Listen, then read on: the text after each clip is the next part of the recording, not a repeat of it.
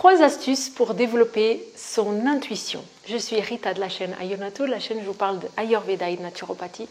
Et aujourd'hui, je voudrais vous amener cette thématique-là de comment devenir un peu plus intuitif, comment être plus dans cet alignement de ce son atme il est venu faire. La première chose que je voulais vous parler, et en fait cette vidéo elle va découler vraiment de mon expérience. Donc la première chose, c'est le temps. En fait, si on n'a pas le temps, si on ne s'accorde pas le temps pour soi, cette intuition, elle ne peut pas venir. En fait, il y a 2 énergies qu'on apprend, il y a 3 énergies dans le mental qu'on apprend en Ayurveda. Sattva, Rajas et Tamas. Sattva, c'est une énergie de pureté, de, on va dire, créativité. Un enfant, quand il découvre le monde, il est appelé par une curiosité. Cette curiosité, c'est sattvique, c'est cette énergie-là. Ensuite, il y a Rajas. Rajas, c'est cette énergie qui nous amène à faire des choses. Donc, un enfant, mené par cet élan sattvique de connaître le monde, il va avoir une action.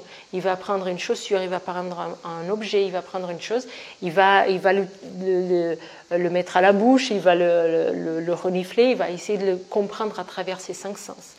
Et dans cette découverte, donc ça c'est l'action. L'action c'est rajasique. Et tamas, c'est ce qui permet de cesser l'action.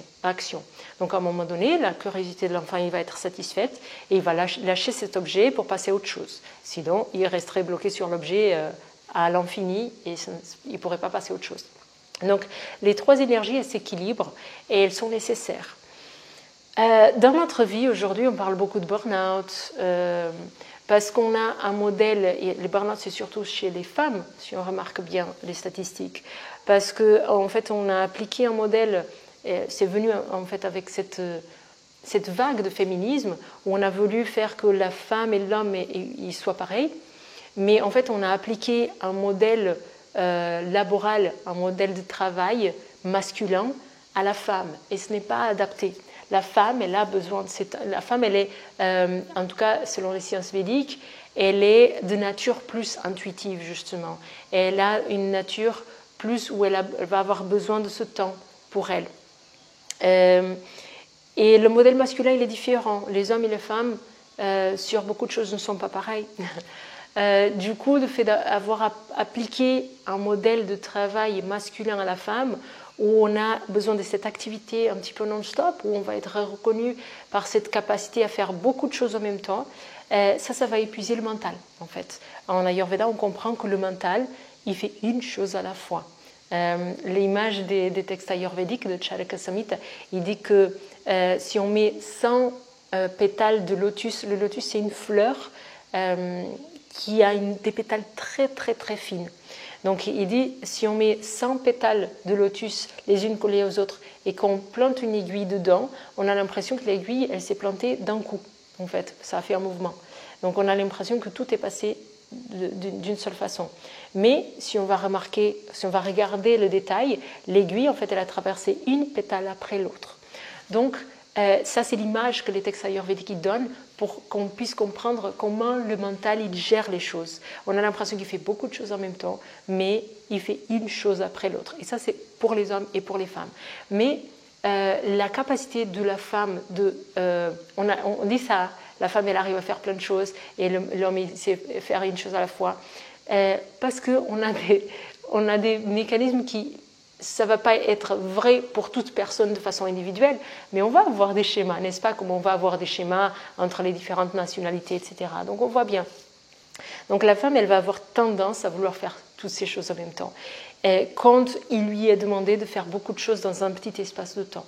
Et du coup, elle va être dans cette forme de mental qui est très rajasique, sans tamas, sans pause. Donc ça, c'est typique dans notre société actuelle, c'est qu'on est boosté à faire et ne pas avoir de pause. Donc le sommeil, c'est le pilier de la santé le plus négligé de notre société. Il est vu un peu comme une perte de temps, peut-être pas consciemment, mais inconsciemment. Si on a besoin de grignoter 2 heures, si on a besoin de 2 heures de plus, on va les prendre au sommeil, parce que du coup... vu que je veux faire de travail et avoir les enfants et en plus je veux voir un film et puis voilà, maintenant je veux aller boire un coup avec mes amis, etc. c'est sur le sommeil que je vais prendre ces heures supplémentaires, parce que la journée, elle n'a que 24 heures.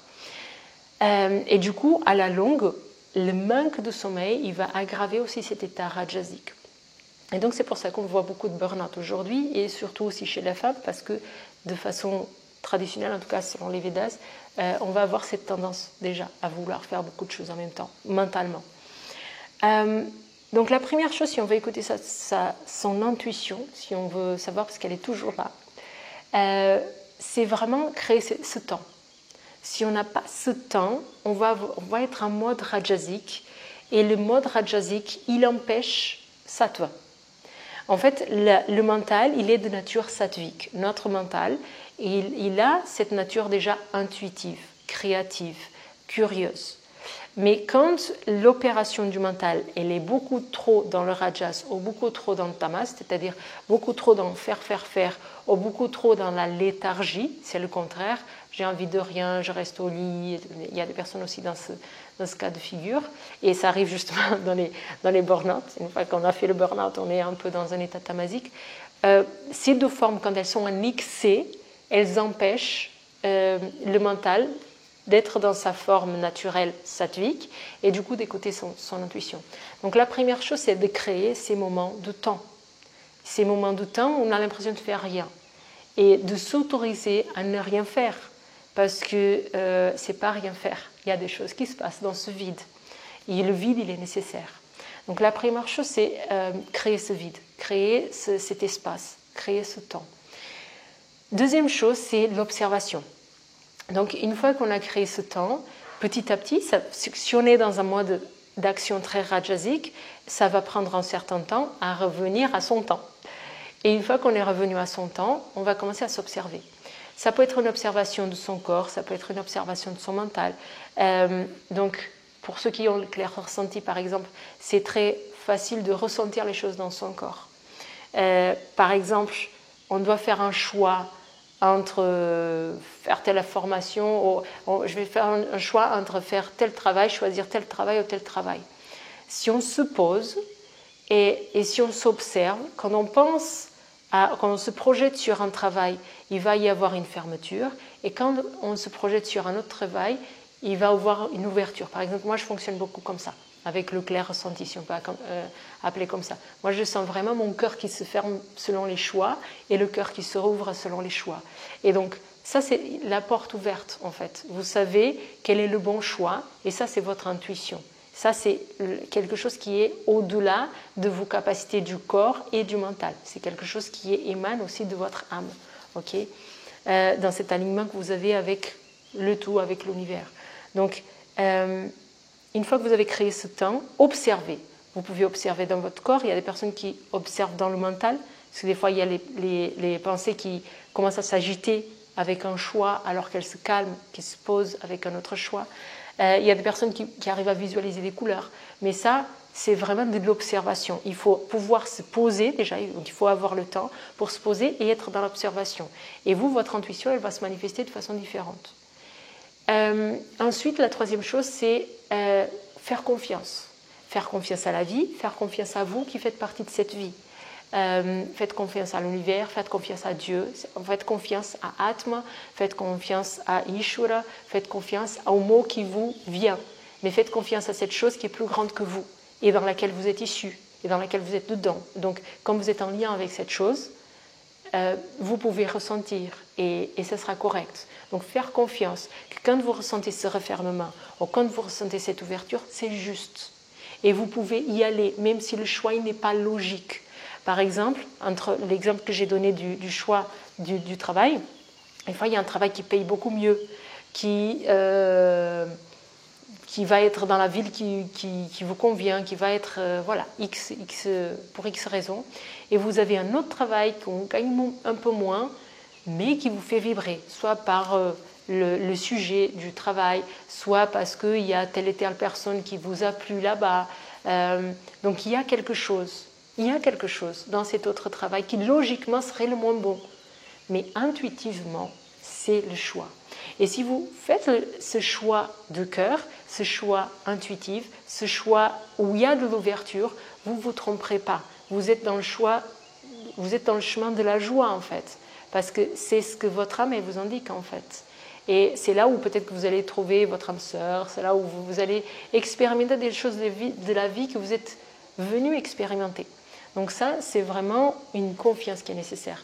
Donc les 3 astuces, c'est le temps, l'observation et la confiance. La confiance dans le monde, dans la vie et la confiance en soi.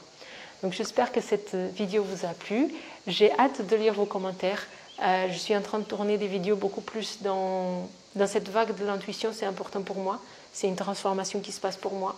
Et j'aimerais bien savoir comment ça se manifeste aussi au niveau des personnes qui me suivent. Est-ce que c'est quelque chose qui vous parle?